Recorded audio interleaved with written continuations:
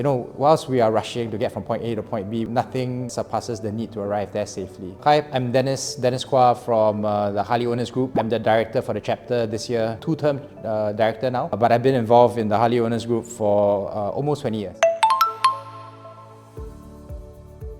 Yeah, well, I began riding motorcycles back in the late 90s, and this was way before the MRT system completed the loop. So the bus commute to uni took about an hour and 15 minutes, which I was not willing to do. So I decided to take my Class 2B license and get a small motorcycle to commute to work. The first bike I went for was a Harley Davidson Sportster XL. It was more the experience of checking out new places, meeting interesting people that came with the community that was interesting. Little did I know that I'll fall in love with the brand and the community, and I've been riding Harley Davidsons exclusively ever since.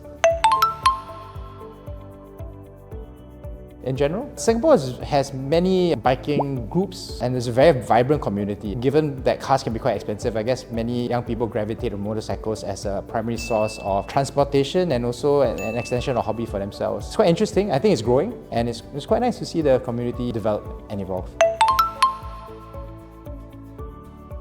Yeah, well, this is a little unfortunate. I mean, it's beyond unfortunate. People need to ride bikes as a way to make a living, whether you're a Grab food rider or whether it's a way to get around as a mode of transportation. Seeing these accidents happen, it's disconcerting. I've had my fair share, right? I mean, I had this.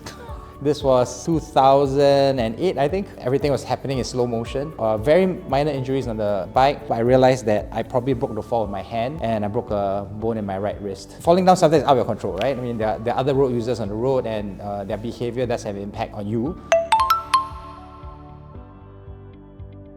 Well, there's certain non-negotiables and then there's certain best practices. If you're riding in a convoy, because your behavior, your actions could have a material impact on other people, we tend to be quite strict about certain things. So there's certain non-negotiables. We train them on how we ride as a convoy. So things like the lane discipline, how we typically stay in a staggered formation, how do you read hand signals, how do you keep a distance to make sure you don't switch lanes so that, if there's an obstruction on the road, you'll be able to shift in the other lane safely without impacting the bike behind you. We've refined a process literally over the last 30 years. Our group is the place that we hope they find a place where it's accessible, it's welcoming, where we don't necessarily have to ride like a speed demon to be a part of us. You can be a slow rider and that's okay. But I mean, the non-negotiables are you have to be disciplined. Many of these are very important actually. You make sure that our riders are safe. We've been around a little bit, so we would like to thank anybody that comes into motorcycling as a passion, whether you've been riding for 50 years, whether you just got your Class 2 last week. You'll be welcome with open arms and we'll help you become a good rider. And when you do ride with us, we'll make sure that you are as safe as possible. So every type of road user, I think, has different things they can do. So maybe let's start with the cars, which are the predominant members of the road. So very basic things. If you're going to turn, signal in advance. Basically make your intentions known well in advance, hopefully using your indicators. Secondly, and I think this is one of the most important parts, is that you're on an expressway, right? And you're about to miss the turn.